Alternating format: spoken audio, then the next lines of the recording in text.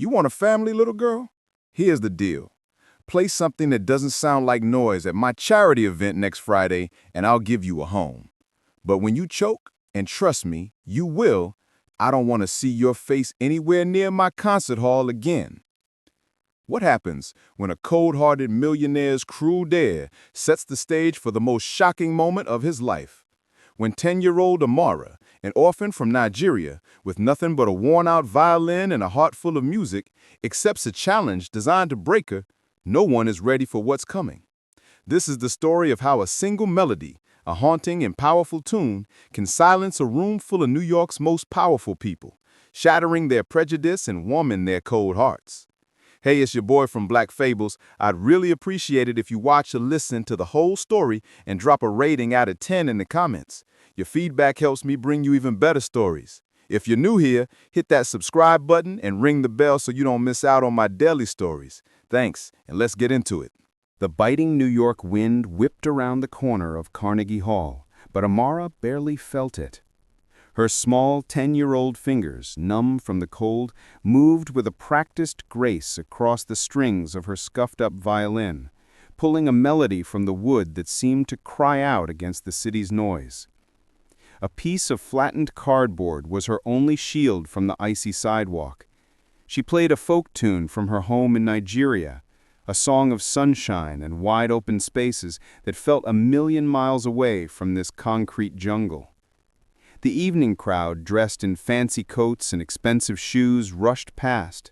A few tossed coins into her open violin case, but most just hurried on, their eyes avoiding the small black girl in a coat 2 sizes too big. Amara had been playing for hours, earning just enough for a hot meal at the shelter. Her stomach rumbled, a familiar ache, but she kept playing. The music was her only link to the life she'd lost, to the parents who had placed this very violin in her hands. Suddenly, the grand doors of the concert hall swung open and Julian Davenport emerged. At 60, Davenport was a titan of the classical music world, a man whose critiques could make or break careers. His silver hair was perfectly coiffed, his cashmere coat probably cost more than Amara's entire village made in a year, and his face was set in a permanent scowl. He stopped dead, his gaze locking onto the source of the music. "What is that racket?" His voice, sharp and loud, cut through Amara's melody. She flinched, her bow screeching against a string. Her eyes, wide and brown, met his cold blue ones. He was the man whose face was on posters all over the city, the king of this world of music. "I'm sorry, sir, I was just playing," she whispered. Davenport let out a harsh laugh that turned heads. "Playing. You call that scraping noise playing? Real music comes from discipline, from heritage, from a culture you clearly know nothing about." He stepped closer, towering over her. "How much do you make with this begging? A few dollars a day?" "It's enough," Amara said, her voice small but steady. "Enough?" He pulled a crisp $100 bill from his wallet and held it out. "You want real money, little girl? Here's my offer. My foundation is hosting a charity gala next Friday. 500 of New York's most important people will be there. You get up on that stage and play something that doesn't make my ears bleed. If you can actually impress someone, I'll adopt you, give you a real life, the best schools, everything." The small crowd that had gathered gasped. "But," he continued, his smile turning cruel, "when you fail, and you will fail, you will take this awful noise and never come near my concert hall. Got it?" Amara looked at the money, then back at his merciless eyes. This was a game to him, a way to prove his own superiority. She could feel the mix of pity and morbid curiosity from the onlookers.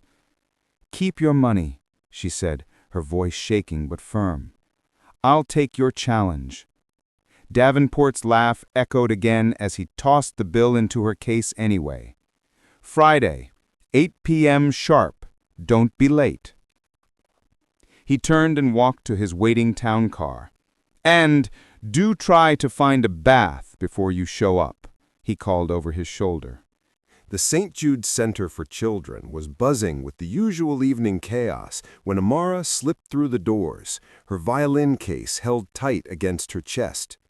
The crisp $100 bill was tucked deep in her sock, feeling like a secret she was afraid to keep.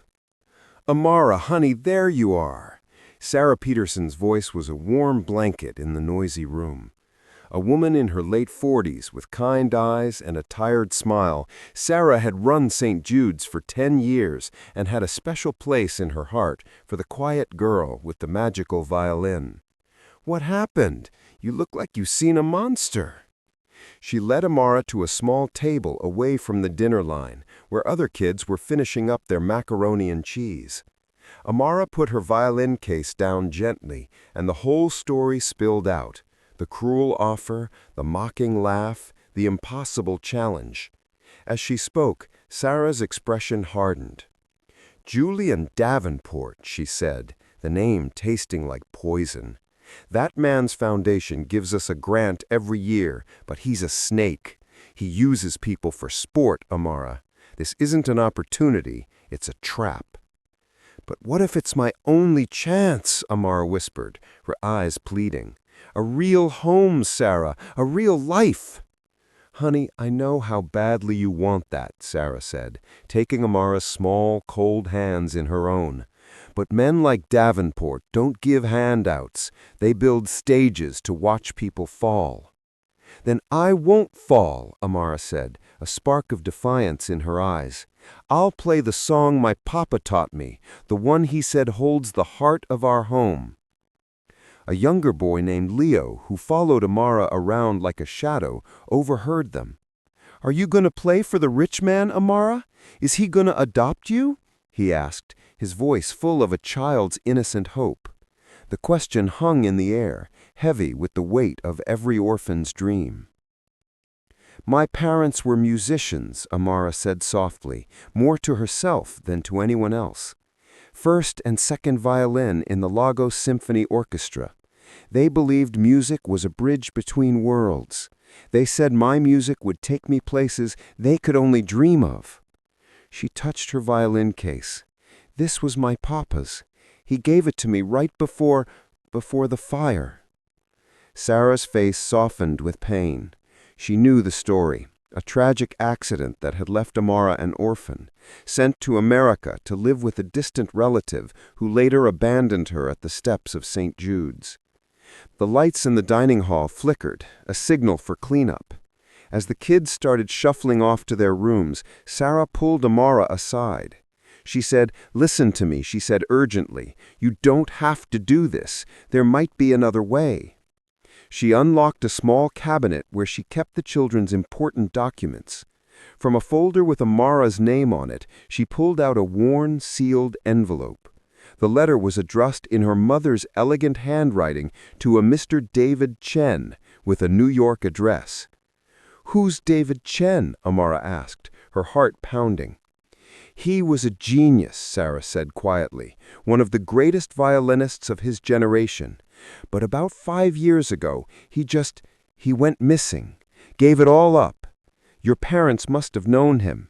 Maybe he's the one you should be playing for, not Julian Davenport." Amara stared at the letter, a fragile link to a past she barely remembered and a future she couldn't imagine.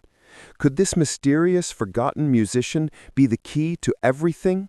Or was she just trading one impossible hope for another? The address on the envelope led Amara to a cramped, dusty shop in the East Village, its windows so grimy she could barely read the faded gold letters. Chen's Violins.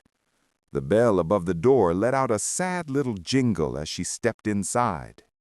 The place smelled of old wood, rosin, and something like forgotten memories. Instruments in various states of disrepair hung from the walls like skeletons. In the back, a man with a tired face and graying hair hunched over a workbench, his focus entirely on the delicate inner workings of a cello. He didn't look up. "We're closed," he grumbled. I just need a new G-string for my violin," Amara said, her voice barely a whisper. She placed her worn instrument on the counter. The man, David Chen, finally looked up, his eyes annoyed. Then they fell on the violin, and the annoyance softened into something like pity. "This thing has seen better days, kid. A new string is the least of its problems." He saw the crumpled $100 bill she held out. His eyes narrowed. "Where'd a little girl get money like that?" "A man gave it to me, Mr. Davenport." The name hit the air like a slap.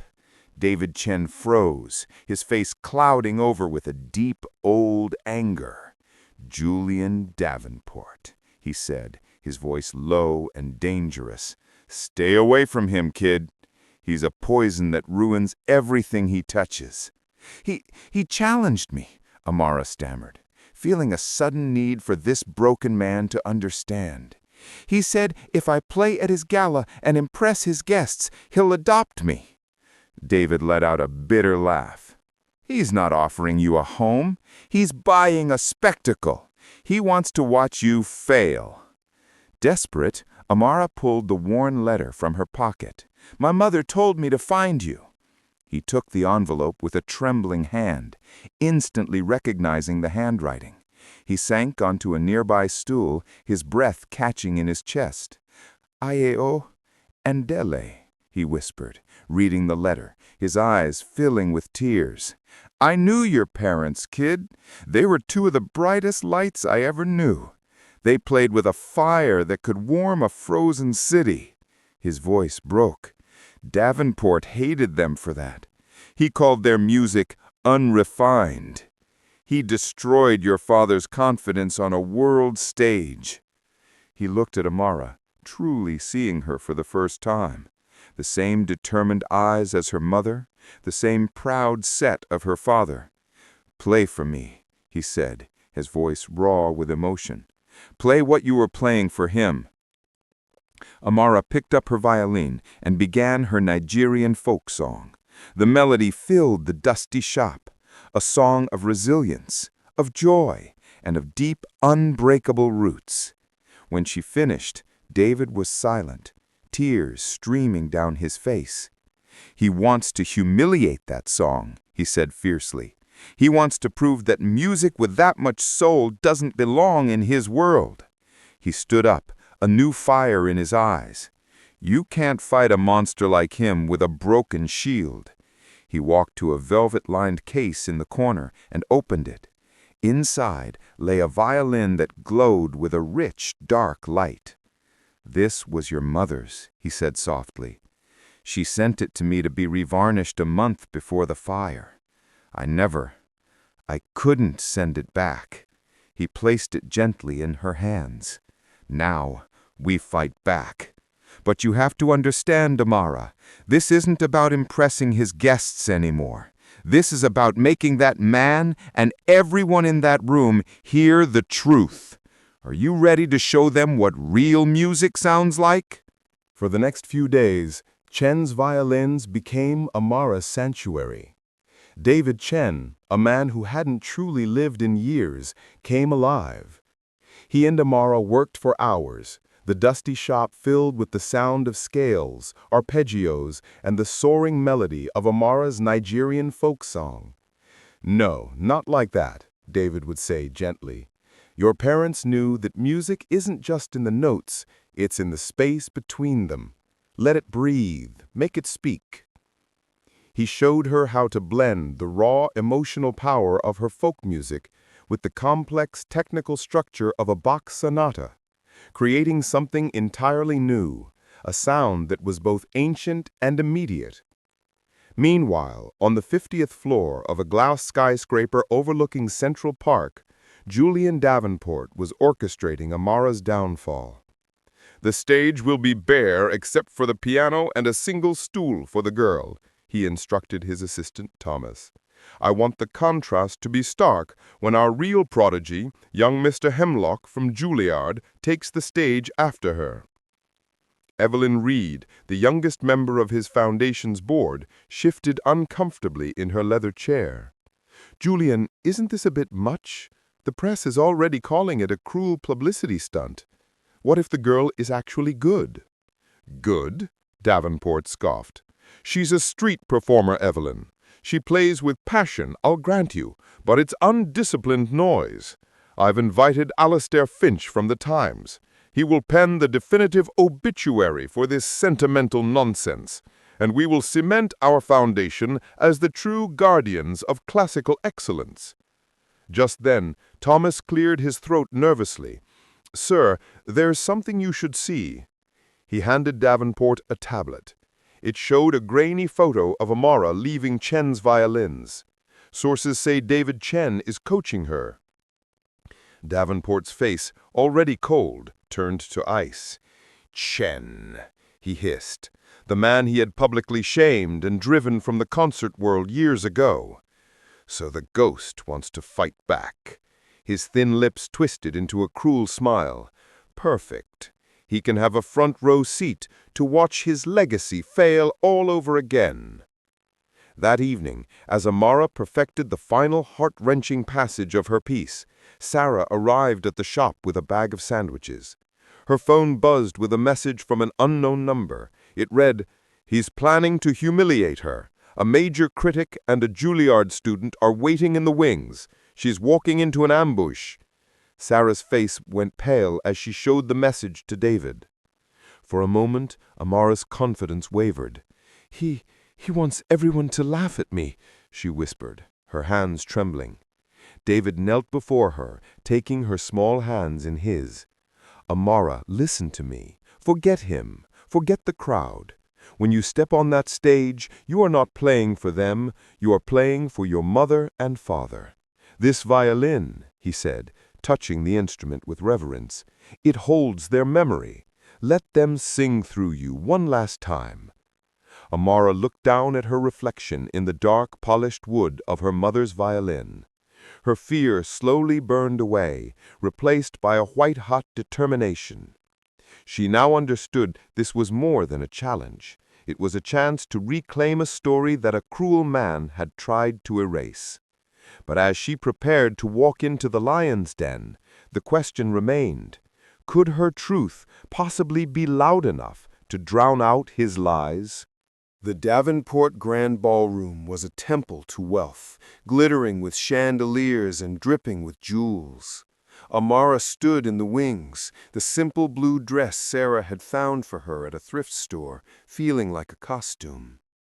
"Remember who you are," David whispered, giving her shoulder a final reassuring squeeze. "Let them hear your truth." Julian Davenport stepped into the spotlight, his voice slick with fake charm. "Tonight we have a little curiosity. A street performer I found, to whom I've offered a life-changing opportunity. Let's see if the streets have taught her anything more than how to hold out her hand." A ripple of condescending laughter went through the room. "Let's welcome Amara." Amara walked onto the stage, a tiny figure in a vast, intimidating space. The silence was heavy, filled with judgment. She raised her mother's violin to her chin, closed her eyes, and for a moment she was back in the dusty shop with David. Then she was in Lagos, listening to her parents play on the veranda. She drew the bow across the strings. It began with a single haunting note that cut through the stuffy air. It was the folk song, but transformed. The melody tasted of red earth and hot sun, but it was woven with the heartbreaking complexity of a classical sonata. The music told a story of a vibrant home, of smoke and loss, of a lonely journey across an ocean, and of a spirit that refused to be extinguished. It was a sound that was both a scar and a lullaby. The clinking of champagne glasses stopped. The condescending smiles froze and melted away. Davenport's face was a mask of disbelief. This wasn't the undisciplined noise he'd predicted. This was music that reached into your chest and squeezed your heart.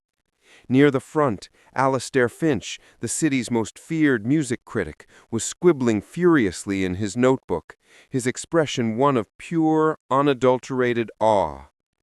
The final note hung in the air, vibrating with all the pain and beauty Amara had poured into it. For a heartbeat, there was absolute silence. Then the room exploded. It wasn't polite applause, it was a roar. Amara opened her tear-filled eyes and looked directly at Davenport. "That was from my parents," she said, her small voice ringing with power. "Io and Dele, the musicians you called unrefined." From the audience, David Chen stood up. "You destroyed their careers, Julian, but you couldn't destroy their music. It lives in their daughter." Before Davenport could respond, Alastair Finch stood.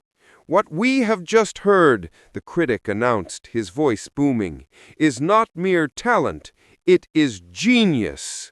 A fusion of heritage and technique that I have not witnessed in my 30-year career." The young prodigy from Juilliard, who was meant to follow her, walked to the edge of the stage, shook his head, and began to clap for Amara. The humiliation Davenport had planned had backfired in the most spectacular way. Davenport stood frozen, his carefully constructed world crumbling around him, as offers from every major conservatory in the country were shouted from the audience.